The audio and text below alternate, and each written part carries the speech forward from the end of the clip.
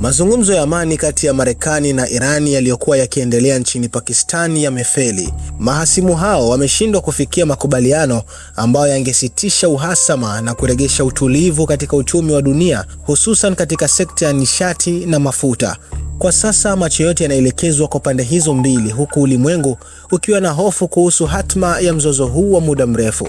Rais wa Marekani Donald Trump amesema kuwa mazungumzo hayo yalishindwa kwa sababu Iran haikuwa tayari kuachana na mpango wake wa nyuklia, jambo ambalo Marekani na Israel wamekuwa wakilipinga kwa miaka mingi. Suala la Iran kumiliki silaha za nyuklia ni moja ya sababu kuu zilizosababisha mataifa hayo kuzindua operesheni Epic Fury na kuanzisha vita rasmi dhidi ya Iran mnamo Februari 28 mwaka 2026. Kwa upande wa Iran, msemaji wa Wizara ya Mambo ya Nje alisema kuwa mazungumzo ya moja kwa moja na Marekani yameshindwa kwa sababu ya matakwa mengi yasiyo ya halali yaliyowasilishwa na Marekani. Baadhi ya wachambuzi wanasema mazungumzo hayo yamefeli kwa sababu Trump anataka kudhibiti maamuzi ya taifa la Iran na kuweka masharti ya kile nchi hiyo inapaswa kukifanya. Kikwazo kikuu cha mazungumzo haya ni hitaji la Marekani la kupata uhakika wa kudumu kuwa Iran itaacha mpango wake wa silaha za nyuklia. Iran imekanusha mara kwa mara madai hayo, ikisisitiza kuwa inatumia nishati ya nyuklia kwa ajili ya maendeleo ya taifa na matumizi ya kiraia pekee na si kwa ajili ya kijeshi. Makamu wa rais wa Marekani JD Vance alisisitiza kuwa Tehran imeshindwa kutoa ahadi thabiti ya kuachana na teknolojia inayoweza kutumika kutengeneza mabomu ya nyuklia.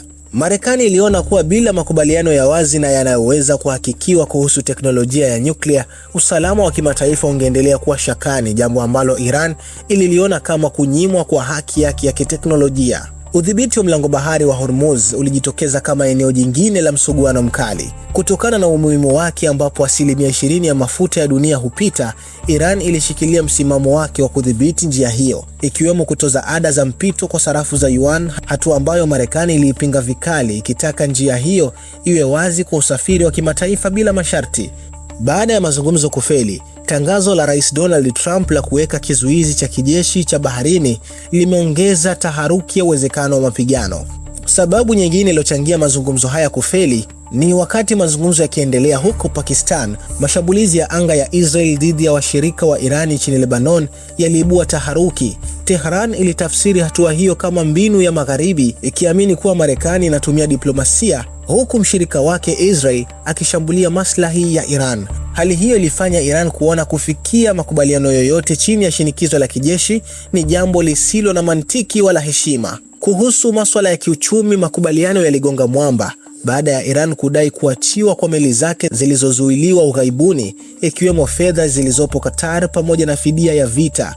Maafisa wa Marekani walikataa madai hayo, wakisisitiza kuwa hakuna nafuu ya kiuchumi itakayotolewa bila Iran kutimiza masharti makubwa ya Marekani. Kutokubaliana kuhusu vikwazo na mali hizo kulikatisha nia ya Iran kuendelea na mazungumzo. Usitishaji wa mapigano ya wiki mbili kati ya Marekani, Israel na Iran ulikubaliwa tarehe 7 Aprili. Meli chache tu zilisafiri katika siku 3 za kwanza baada ya kutangazwa kwa usitishaji wa mapigano katika mlango bahari wa Hormuz. Kufikia Aprili 10, meli 19 pekee ndizo zilizopita kwenye mlango bahari huo tangu kusitishwa kwa mapigano. Kati ya hizo 4 zilikuwa zimebeba mafuta, gesi au kemikali, huku zilizosalia zikiwa ni meli za mizigo au makontena.